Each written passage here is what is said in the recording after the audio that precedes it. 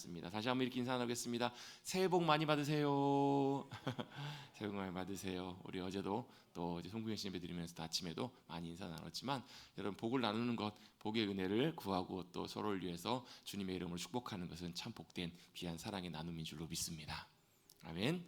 제가 그 12월 31일 날 그 쿠폰이 있어가지고 그날 오후에 이렇게 이제 커피를 한 잔을 사가지고 들어와서 사물 책상에 놓고 있다가 제가 송구현 씨 예배까지 다 못 마시고 놔뒀거든요. 송구현 씨 끝나고 왔더니 이제 딸내미가 아빠 커피 1년 된 니는 1년 지난 걸 왜 먹어?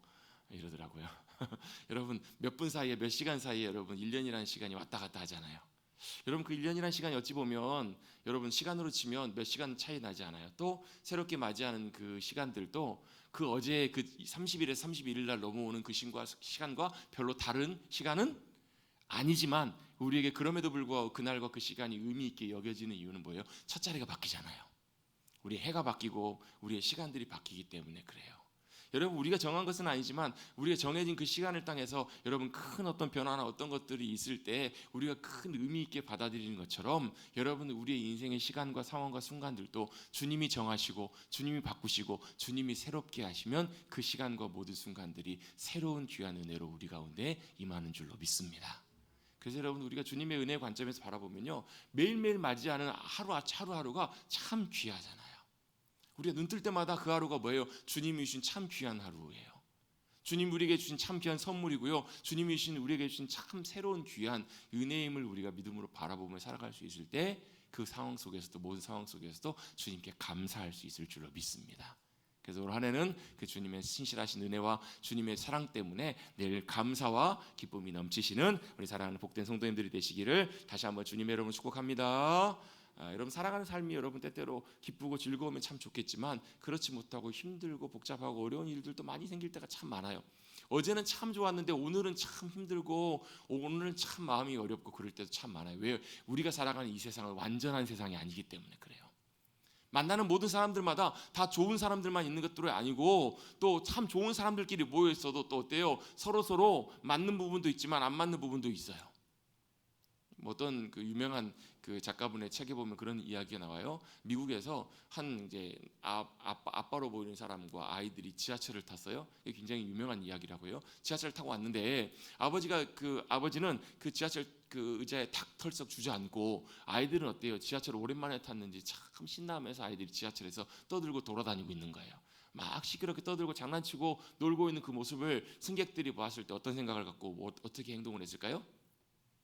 다 속으로 그랬다라는 거예요. 아이고 저 아버지는 아이들도 안 챙기고 아이들도 지하철에서 잘 단속도 안 하고 왜 저렇게 방치해놓고 저렇게 있는가 다 속으로 불편해하면서 또 불만을 가지고 그렇게 봤다라는 거예요.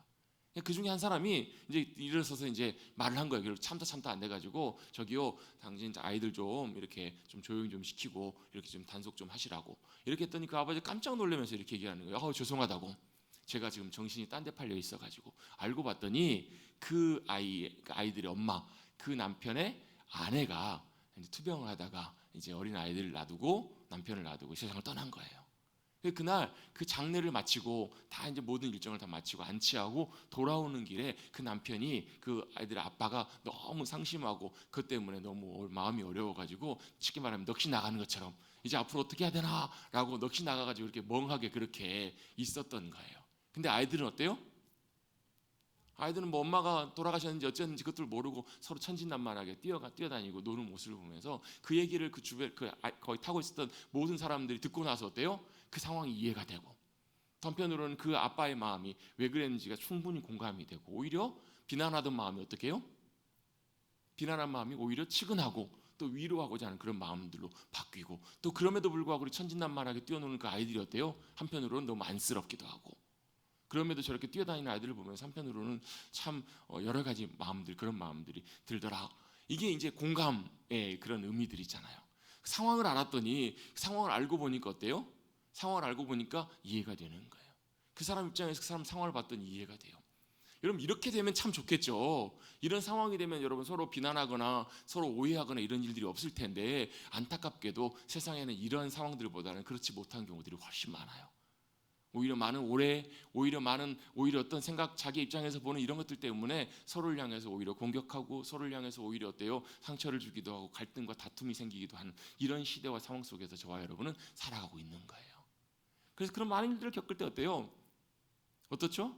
그게 참 우리에게 마음에 짐이 되기도 하고 마음이 어렵기도 하고 참 어제까지는 참 기분이 좋다가 그런 경우 어제가 아니라 잠깐 전까지도 참 기분이 좋다가 누가 하는 말 한마디 때문에 화끈하게 되고 그런 경우 있잖아요. 예배 잘 드리고 하나님 감사합니다 하다가 주차장 나가가지고 주차 하나 때문에 차 하나 때문에 마음 상해가지고 뭐 저희 교회 아마 다 아시는 분들이지만 큰 교회는 어때요?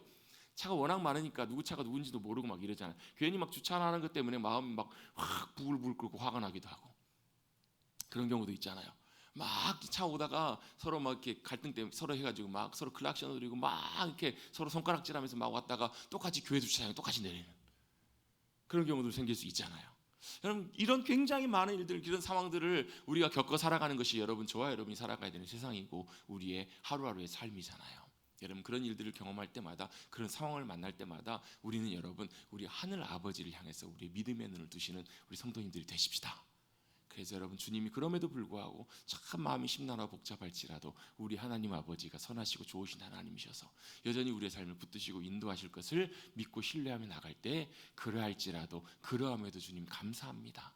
그러할지라도 주님이 하나님이 나의 주님이셔서 감사합니다. 이렇게 믿음으로 고백하게 될 줄로 믿습니다.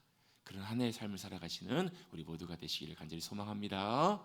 아멘. 그게 여러분 주님의 우리의 삶의 함께 하심이에요. 여러분 주님이 우리의 삶에 함께 하신다고 해서 비가 안 내리지 않아요. 주님이 우리의 삶에 함께 하신다고 해서 여러분 원치 않는 일, 속상한 일이 안 생기지 않는다고요. 그런 일도 생겨요. 답답하고 참 어려운 일들과 상황들이 생길 때가 있어요. 그런 일들이 생길 때마다 뭘 하라고요? 우리의 믿음의 눈을 들어 주님 바라보시자고요. 주님 찾고 구하시자고요.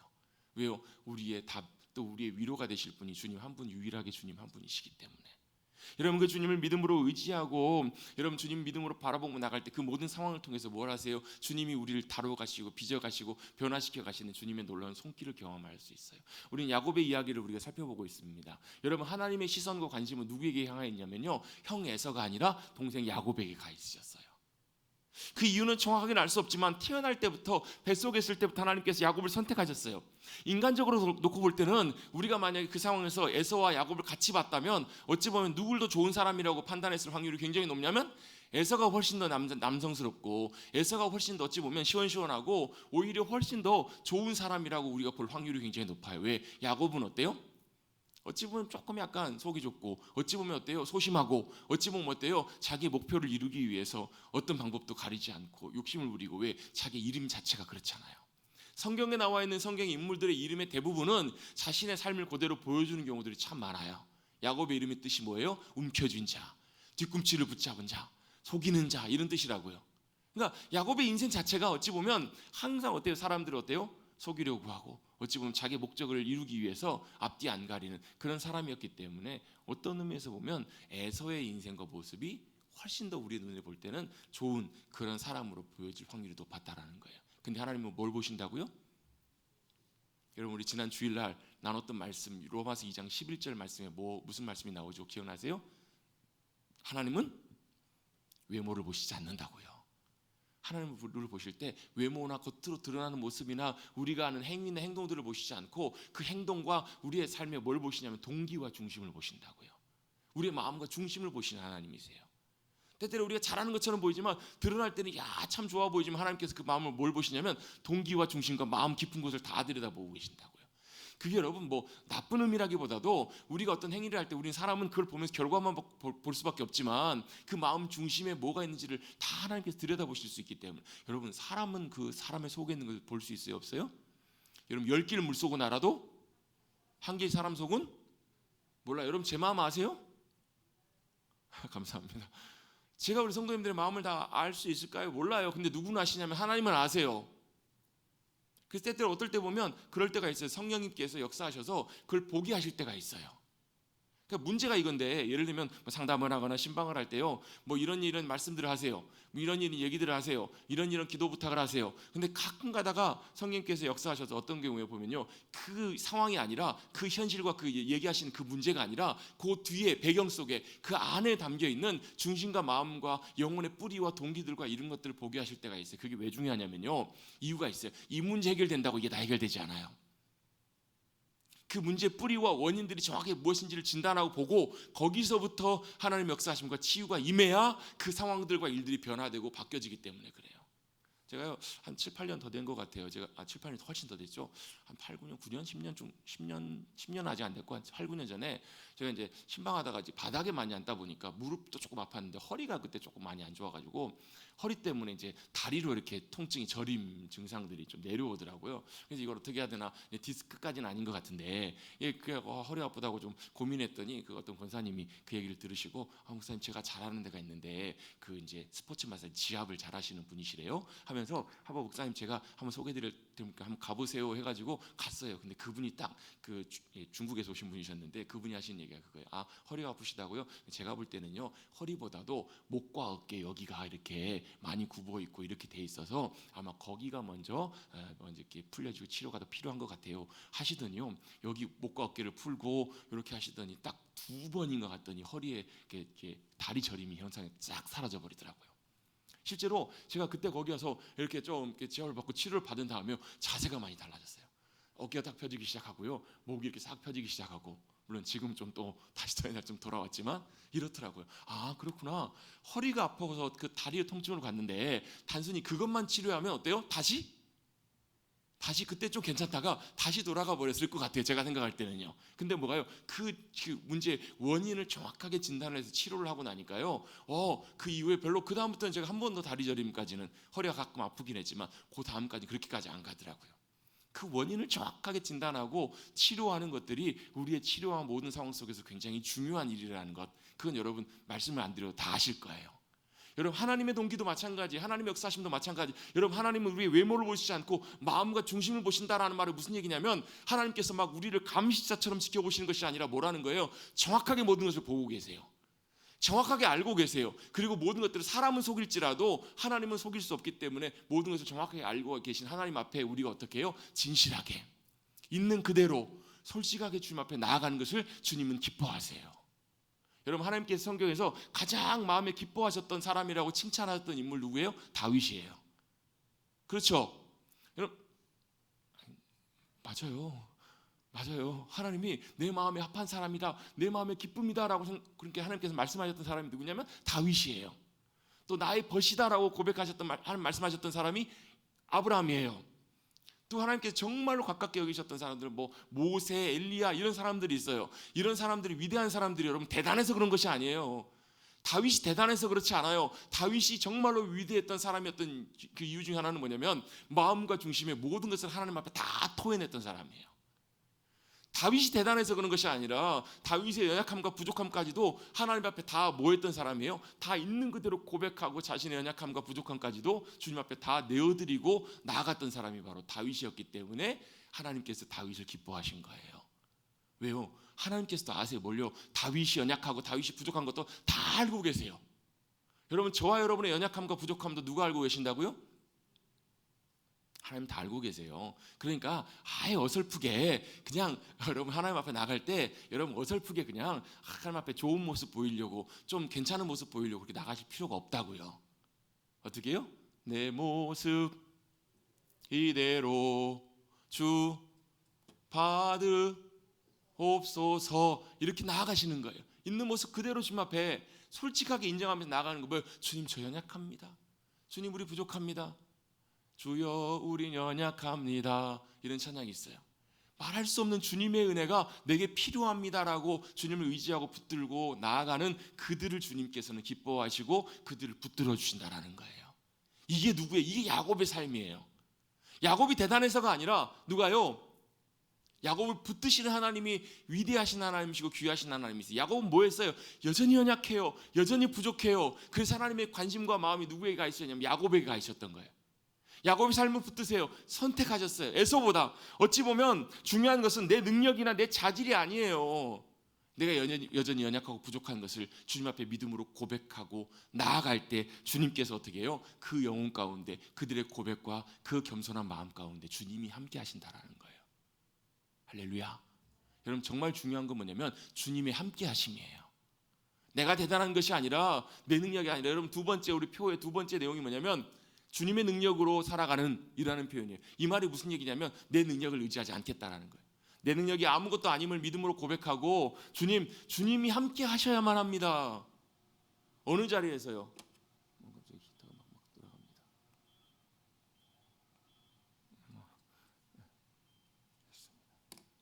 주님의 능력이 함께 하셔야 합니다라는 믿음의 고백은 뭐냐면 내가 뭘 고백하는 거예요? 주님 내 능력으로는 안 돼요. 주님 내 지혜로는 안 돼요. 얼굴 표정들을 보시니까 그게 뭔 말인가 싶으신 분들 계시는 것 같아요. 여러분 이걸 언제 경험하냐면 처절한 우리의 실패의 자리에서 또 안 된다라는 걸 경험하는 자리에서 여러분 아까 제가 말씀드렸던 것처럼 에서가 좀 더 나은 인물인 것처럼 보였을까요? 야곱이 더 나은 인물인 것처럼 보였을까요? 어찌 보면 에서가 훨씬 더 나은 그런 좋은 인물인 것처럼 보였다고요. 야곱은 어찌 보면 열등감도 많았을지 모르고요. 야곱은 어찌 보면 부족하고 참 연약한 부분들이 많아 보이는 그런 인물이었다고요. 근데 하나님은 누구를 보셨다고요? 야곱을 보고 계셨다고요. 왜? 야곱의 삶의 중심과 연약함 가운데 자신의 연약함을 통해서 뭘 의지하는 거예요? 주님 믿음으로 붙들고 의지하는 삶의 자리로 조금씩 나아가고 있었기 때문에 그래요. 여러분 우리가 잘 살아 대단한 것이 아니에요. 여러분 우리가 잘 성장하고 잘 변화되는 그게 중요한 게 아니라고요. 누가요? 하나님이 함께해 주시는 것이 더 중요해요. 주님이 함께해 주시고 내 삶을 붙들어 주시고 인도해 주시는가 그게 가장 중요하다고요. 그래서 내가 아닌 하나님의 도우심과 힘과 능력을 의지하며 서는 것 그게 하나님의 은혜로 살아가는 삶이에요. 야곱은 그런 삶으로 주님께서 그를 조금씩 이끌어 가세요. 그를 선택하세요. 찾아와 만나주세요. 여러분 하나님께서 야곱이 제일 극적으로 찾아오셨던 첫 번째 장면이 어디예요? 형을 피해서 도망갈 때. 지금 야곱은 뭐하고 있는 거예요? 형을 속여가지고 아버지의 축복을 자기가 다 받고 물론 큰 그림에서 놓고 보면 하나님의 놀라운 개입하심과 역사하심을 통해서 주님의 뜻을 이뤄가시는 과정이었지만 어찌 보면 개인적인 삶을 놓고 보면 뭐한 거예요? 거짓말한 거잖아요. 거짓말한 거죠. 그죠? 거짓말하고 형을 속인 거예요. 여러분 뭐 한편으로는 이게 자기가 속인 이 거짓말 때문에 자신의 20년의 인생이 여러분 참 쉽지 않은 인생을 보내야만 해요. 이건 뭐예요? 대가예요. 대가. 자기가 했던 일에 대한 대가예요. 그런데 이 과정들을 통해서 하나님께서 뭐예요? 그에게 찾아오세요. 그를 만나주세요. 그에게 약속을 주세요. 그리고 뭐라고 약속하세요? 야 네가 먼 땅까지 갈지라도 내가 너와 함께 할 거다. 그리고 내가 너를 복주고 내가 행한 모든 것들을 이룰 때까지 내가 너를 떠나지 아니하고 반드시 이곳으로 내가 너를 돌아오게 하겠다라고 말씀하세요. 왜요? 하나님의 선택하심이에요. 주님의 약속하심이에요. 주님의 부르심이에요. 모든 상황 속에서 결국은 그렇게 인도해 가시는 하나님을 야곱은 경험하고 살아가게 돼요. 그 과정 속에서 이제 중요한 부분이 이 부분입니다. 뭐가 중요하냐면 하나님의 일들을 행해 가실 때 이제 어떤 역사가 벌어지기 시작하냐면 야곱이 조금씩 변화되기 시작해요. 야곱이 조금씩 하나님께서 변화시켜 가셔서 변화되어 가요. 여러분 그리스도인들에게서 굉장히 중요한 것이요 변화와 성장이에요. 그리스도인에게 변화와 성장이 중요한 이유가 뭐냐면요 이게 잘 안 돼요. 안 변해요. 근데 왜 이게 필요하냐면 주님이 저와 여러분을 부르셨기 때문에 그래요. 여러분 저를 딱 같이 한번 고백해 보겠습니다. 하나님께서 나를 부르셨습니다. 나를 선택하셨습니다. 하나님께서 저와 여러분을 부르시고 선택하셨기 때문에 뭐가 된 거냐면 주님의 은혜로 하나님의 자녀가 된 거예요. 믿으세요?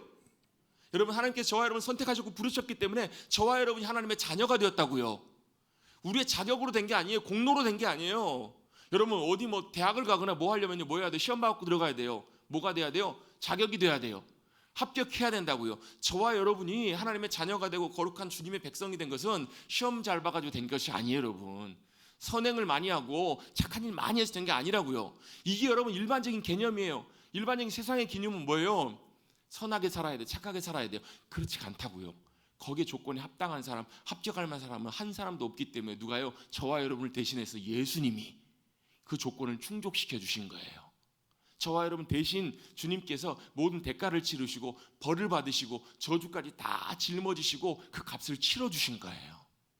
빚을 갚아주신 거라고요. 그럼 우리가 뭐가 된 거예요? 상환증 그걸 붙잡고 감사하는 게 그게 구원이에요. 구원은 내가 잘해서 받는 것이 아니라 예수님이 우리를 위해서 십자가에서 죽어주셨기 때문에 우리가 더 이상 죽음과 사망과 심판과 저주와 멸망의 권세를 받을 필요가 없는 거예요. 주님이 받으셨으니까 그걸 뭐 하는 거예요? 믿고 받아들이고 고백하는 거예요. 그래서 예수님이 내 구주이십니다. 예수님이 나의 구원자가 되시고 예수님이 제게 꼭 필요합니다. 이걸 고백하는 것이 바로 뭐냐면 믿음으로 말미암는 의예요.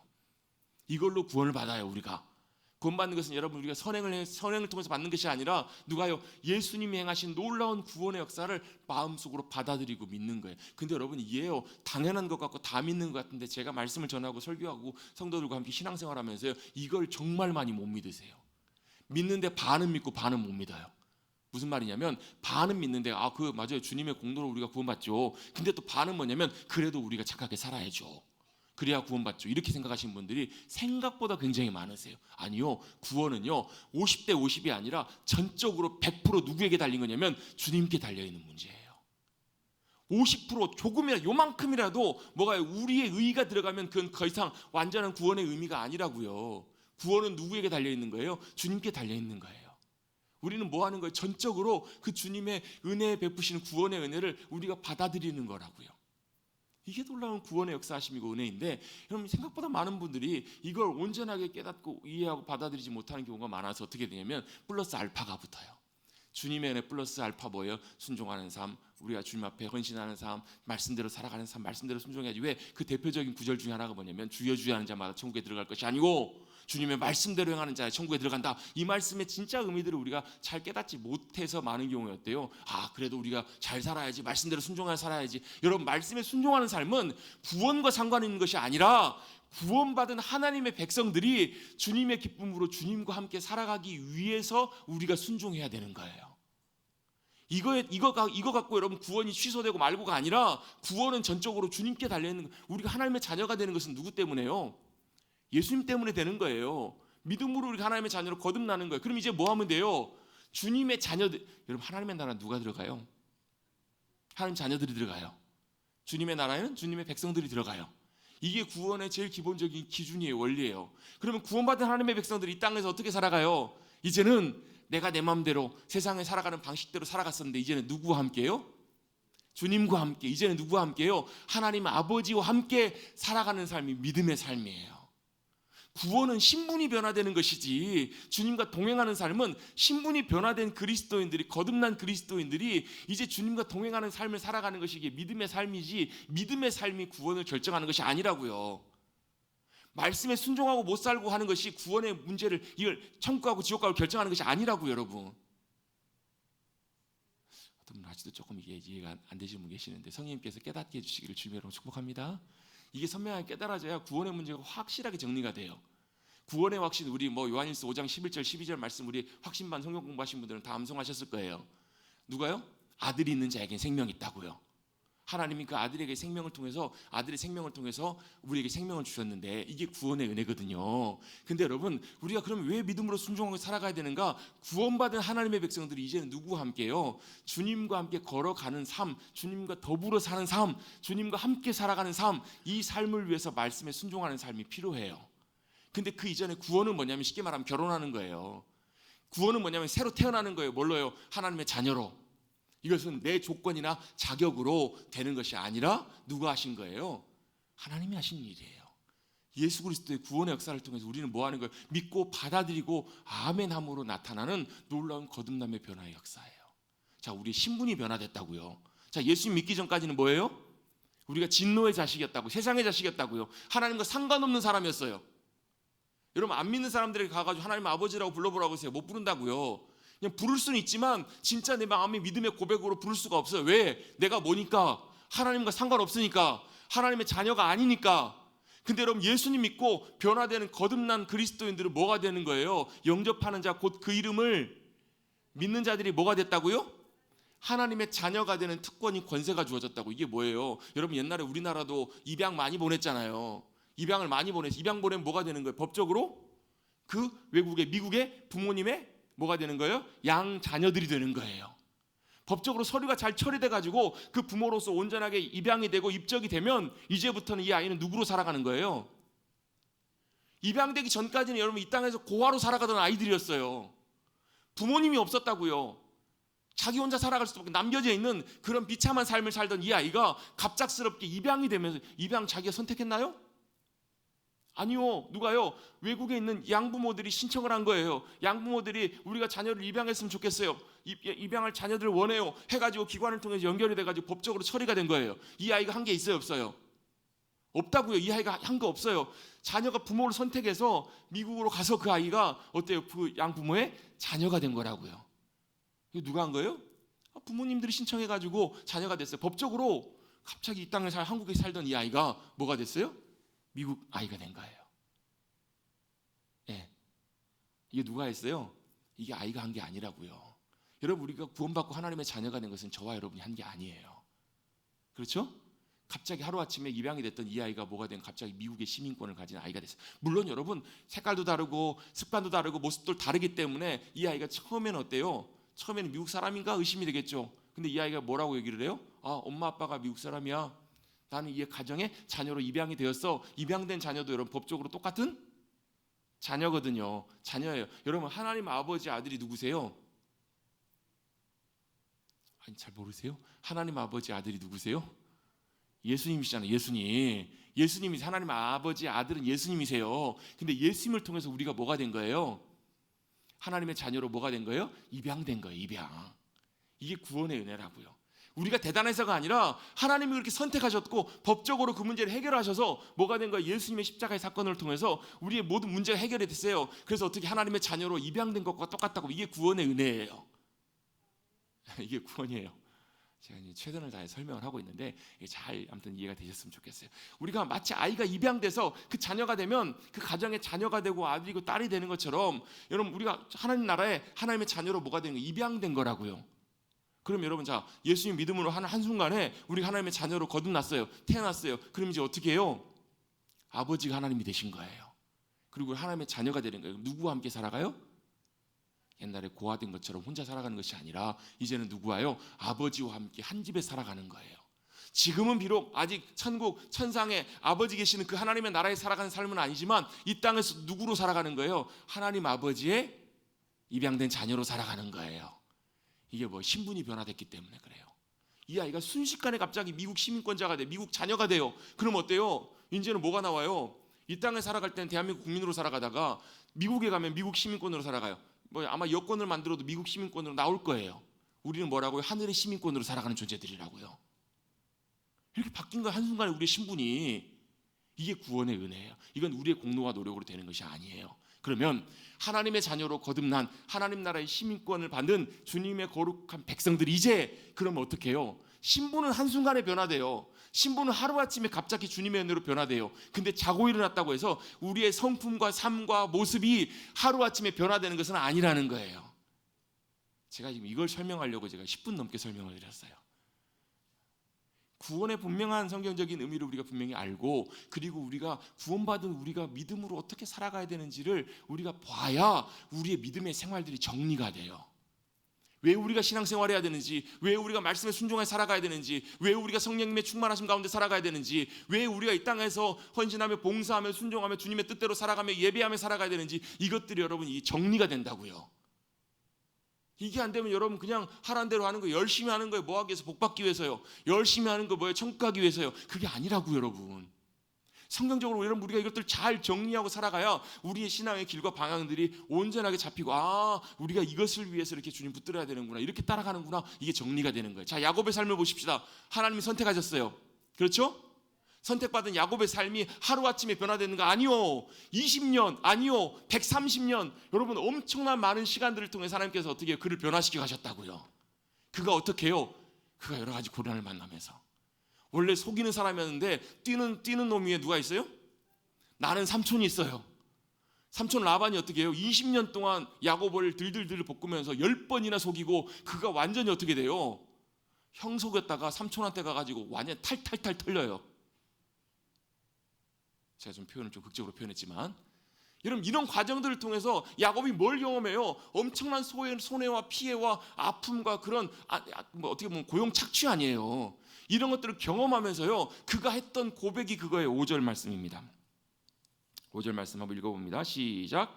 그들에게 이르되 내가 그대들의 아버지의 안색을 본즉 내게 대하여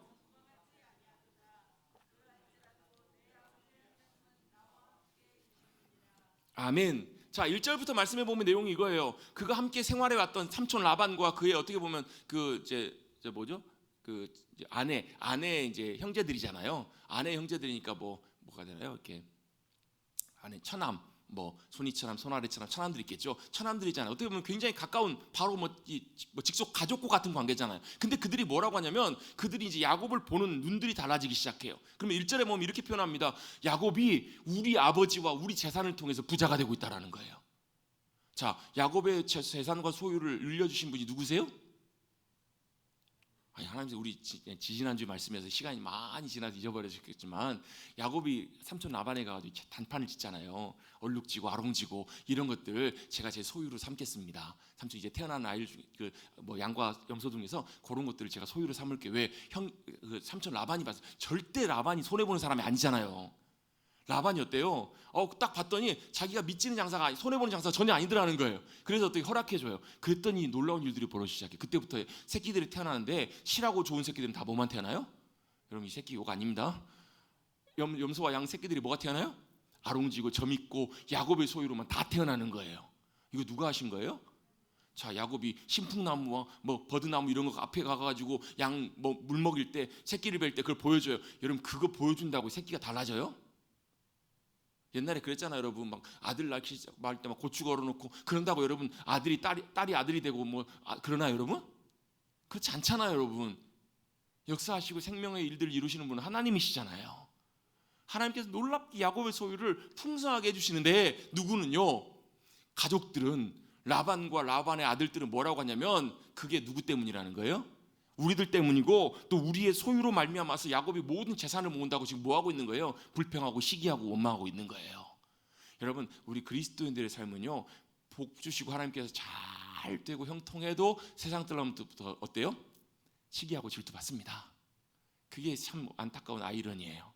우리가 참 이렇게 세상 가운데 승리하고 하나님께서 원하시는 대로 잘 살아도 세상 사람들 우리를 향해서 뭐라 그래요? 잘해도 욕먹고 못해도 욕먹고.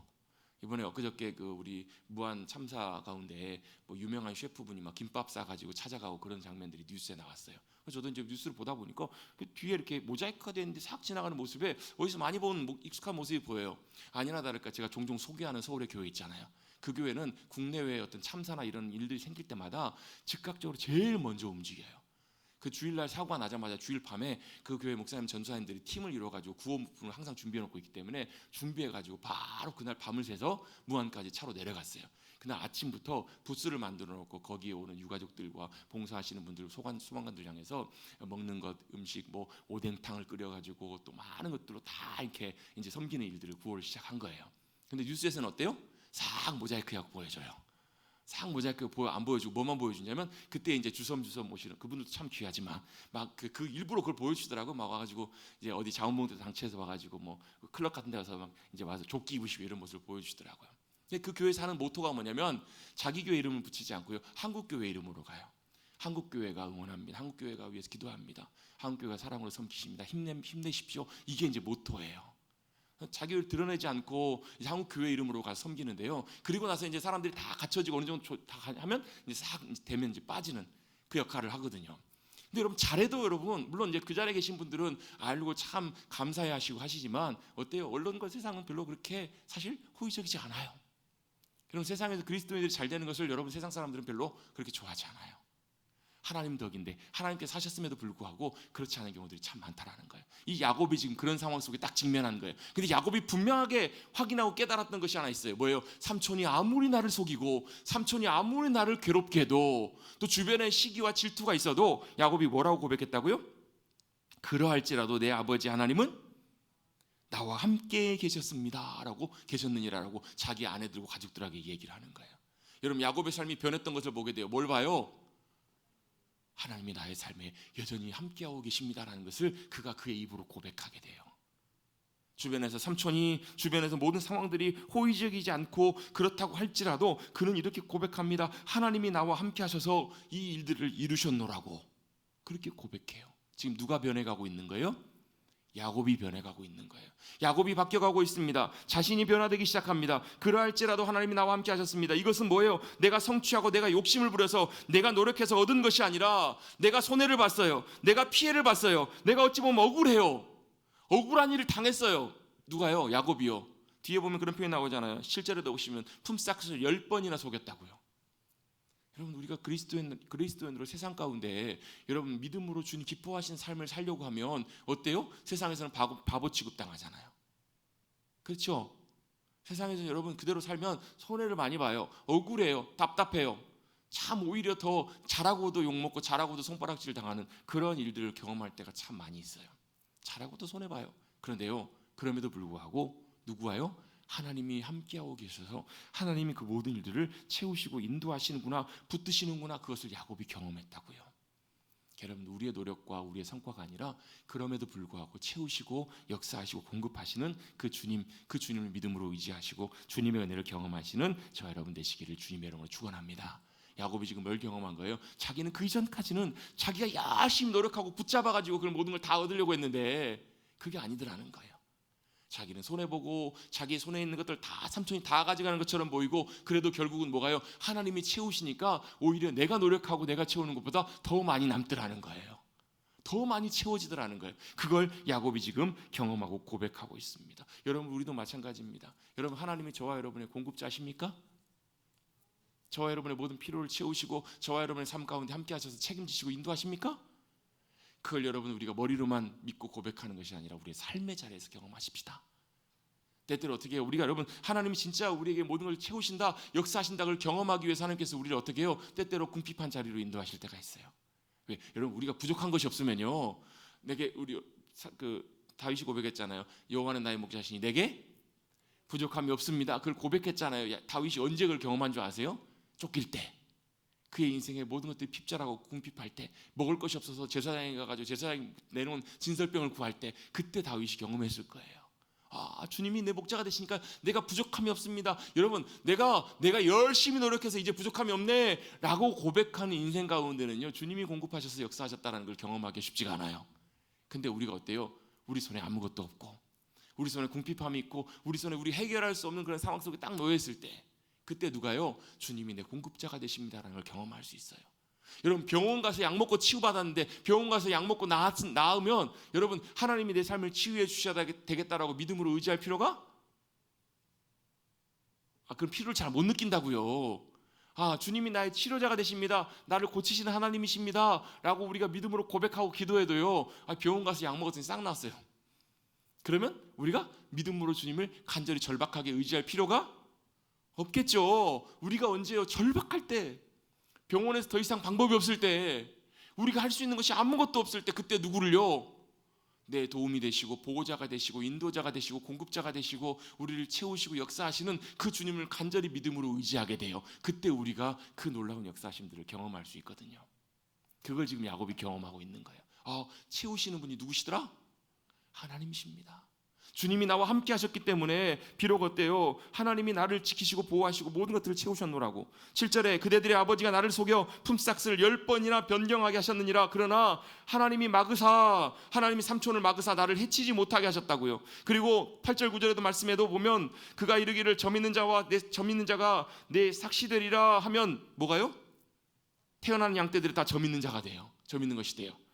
아롱진 것 내 삭시, 얼룩무늬 있는 것이 내 삭시 되리라 하면 온 양떼가 나은 것이 얼룩무늬가 있는 것이 되더라는 거예요. 9절입니다. 9절 같이 한번 읽어보겠습니다. 시작. 하나님이 이같이 그대들의 아버지의 가축을 빼앗아 내게 주셨느니라. 누가 하셨다고요? 하나님이 하셨다고요. 야곱이 이 삶을 경험해 가기 시작해요. 어찌 보면 야곱이 앞으로도 걸어가야 될 믿음의 여정들이 많아요. 아직도 여전히 믿음이 연약한 가운데서 놀라운 야복강에서의 경험, 또 순간순간마다 야곱도 실수할 때도 너무너무 많았고요. 그럼에도 불구하고 야곱은 지금 뭐 해가고 있는 거예요? 변화돼 가고 있는 거예요.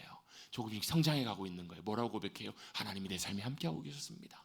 그리고 삼촌이 자기를 해하려고 하고 자신의 모든 것들을 다 빼앗아 가려고 하고 자신이 손해볼 수밖에 없는 그런 상황에 있었지만 누가 채우셨다고요? 주님이 채우시고 역사하셨습니다. 여러분 억울한 일 당했을 때 마음이 참 억울하고 답답하시겠지만 결국은 어때요? 갚으시고 채우시는 주님이 우리 하나님이심을 믿음으로 신뢰하십시다. 믿음으로 의지하시고 바라보십시다. 그럴 때 하나님께서 반드시 그걸 경험하게 하세요. 그리고 뭐가 돼요? 우리의 영혼과 믿음이 성장해요. 우리의 영혼과 믿음이 자라가기 시작해요. 그리고 그 믿음이 진짜 살아있는 참 믿음이 돼요. 머리로만 이론으로만 알고 깨닫는 그 믿음이 아니라 우리의 삶의 자리와 현실 속에서 그걸 경험하게 해야 된다고요. 야곱이 지금 뭘 경험했어요? 간섭하시고 함께 하신 주님의 손길을 그가 경험하게 돼요. 여러분, 하나님께서는 하나님이 선택하신 주님의 자녀들을 늘 지키시고 관심을 가지고 보고 계신 하나님이신 줄로 믿습니다. 가만두시지 않으신다고요. 혼자 그냥 두지 않는다고요. 우리 지난 송구영신 예배 때 우리 그 집사님이 바이올린 연주하셨던 거 가사 한번 보신 적 있으시죠? 폭풍을 만날 때가 있고 비바람을 만날 때가 있다고요. 근데 어때요? 하나님이 우리를 혼자 걷게 두지 않으신다고요. 그걸 지금 야곱이 경험하고 있는 거예요. 하나님이 우리의 삶의 모든 것들을 지켜보고 계시고 바라보고 계신다고요. 그의 대적과 같은 라반의 속임수를 주님께서 바꾸셔서 뭐하게 하셨다고요? 풍성하게 채우셨다고요. 여러분, 그런 은혜를 경험하시는 사랑하는 성도님들 되시기를 주님의 이름으로 축복합니다. 여러분, 세상은 세상의 방식대로 가요. 서로 잡아먹고요. 세상의 방식대로 모든 것들을 채우고 누리려고 합니다. 그런데 우리는 하나님의 방식대로 가십시다. 하나님의 인도하심 따라 가십시다. 신뢰하고 때때로 그 길이 멀어 보이고 오히려 손해보는 길 바보처럼 보일지라도 우리는 그 길들을 통해서 뭘 경험할 수 있어요? 내 아버지 하나님은 나와 함께 하십니다. 그리고 삼촌은 나를 속여서 많은 것들을 빼앗고 손해를 입게 하셨지만 하나님이 우리를 해치지 않게 하시고 낮의 해와 밤의 달이 우리를 해치지 않게 하시고 하나님이 내 오른편에 그늘이 되어주시고 나의 공급자로 나의 채우는 분들 함께 하셔서 하나님께서 그대들의 아버지의 가축을 아버지 라반의 가축들을 다 내게 주셨습니다. 세상의 모든 것들로 내게 채우시고 인도하셨습니다. 나의 삶을 책임져 주시고 공급하여 주셨습니다. 이렇게 믿음으로 고백하실 수 있는 저와 여러분 모두가 되시기를 주님의 이름으로 축원합니다. 하나님께서는 야곱을 라반의 집으로 보내세요. 근데 라반의 집에서 어때요? 20년 넘는 시간 동안에 엄청난 눈물과 아픔과 어려움의 시간들을 지나게 하세요. 그런데 그때 그가 깨닫고 경험했던 게 있어요. 뭐예요? 하나님 나와 함께 하십니다. 그리고 나의 삶을 책임지시고 인도하십니다. 세상은 나를 무너뜨리고 세상은 나를 어떻게든지 그렇게 나를 쓰러뜨리고 공격하지만 그럼에도 불구하고 그가 배웠던 것은 뭐냐면 그 어려움과 모든 상황 속에서 환경 위에 주장하시고 역사하시고 주관하시는 분이 누구시라고요? 하나님이시라고요. 그 모든 상황 속에서 승리케 하신 하나님, 신실하신 하나님을 그가 만나고 경험하게 됩니다. 그리고 그는 이렇게 고백합니다. 뭐라고 고백해요? 네, 하나님께서 모든 것들을 주관하십니다. 저를 따라 같이 고백해 보시겠습니다. 하나님이 주관하십니다. 하나님이 주권자이십니다. 어디서요? 라반의 모든 계책과 라반의 모든 그런 억압과 착취 속에서도 누가 주관하셨다고요? 하나님이 주관하셨습니다 라고 야곱이 고백하게 돼요.